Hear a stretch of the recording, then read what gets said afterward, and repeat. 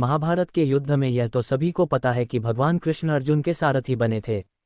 उन्होंने सारथी के तौर पर न सिर्फ उनके रथ को दिशा दिखाई बल्कि एक गुरु के तौर पर अर्जुन का भी मार्गदर्शन किया, जिसके परिणामस्वरूप पांडव इस युद्ध के विजेता बने। मगर एक समय ऐसा था जब दुर्योधन को यह मौका मिला था कि वह भगवान श्री कृष्ण को अपने खेमे में ले सकता है, लेकिन वहां वह चूक गया। आइए जानते हैं वह ऐतिहासिक गलती कौन सी थी।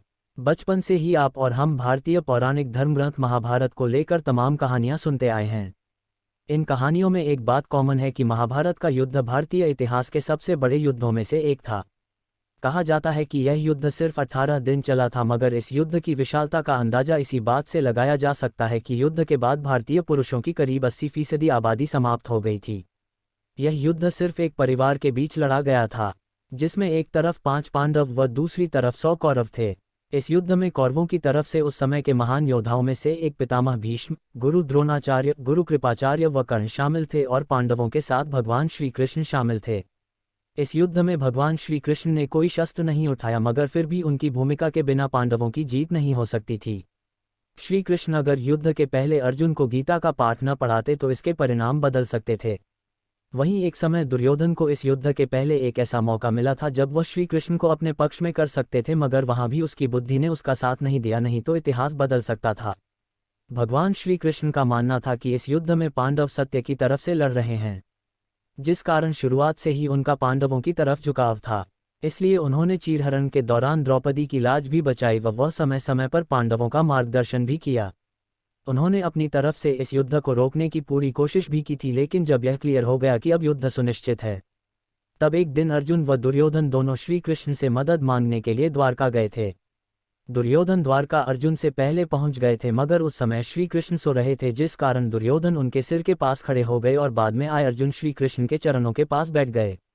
उसके बाद जब भगवान कृष्ण की आंख खुली तो उन्हें सबसे पहले अर्जुन दिखाई दिए थे। इसलिए कृष्ण ने अर्जुन से उनके आने की वजह जाननी चाहिए। इसी बीच दुर्योधन ने भी कृष्ण को बीच में टोकते हुए याद दिलाया कि वह अर्जुन से पहले आए हैं, इसलिए पहला हक उनका बनता है। भगवान कृष्ण ने भी दुर्योधन की बात को मानते हुए उन्हें पहले अपनी बात रखने का मौका दे दिया। चूंकि श्री कृष्ण जानते थे कि अर्जुन व दुर्योधन युद्ध में उनसे मदद मांगने आए हैं और दोनों के साथ ही उनका समान रिश्ता था, इसलिए उनको दोनों की ही मदद करनी होगी। उन्होंने दुर्योधन से उनकी इच्छा पूछने से पहले ही अपनी तरफ से एक चीज स्पष्ट कर दी थी कि इस युद्ध में वह स्वयं शस्त्र नहीं उठाएंगे।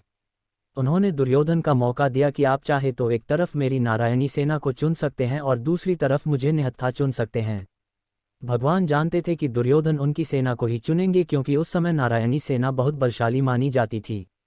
दुर्योधन ने भी ऐसा ही किया, उन्होंने भगवान को छोड़कर उनकी नारायणी सेना को चुन लिया। वहीं अर्जुन तो श्री कृष्ण की महिमा से वाकिफ थे, इसलिए उन्होंने प्रभु को चुना। यह वह मौका था जहां दुर्योधन बड़ी आसानी से कृष्ण को अपने पक्ष में आने को मजबूर कर सकते थे, लेकिन उनकी बुद्धि ने यहां भी उनका साथ नहीं दिया। उसके बाद जो हुआ वह सब आज इतिहास है। इस युद्ध में श्री कृष्ण ने बिना हथियार उठाए जिस तरह से पांडवों को जीत दिलाई वह सबने देखी।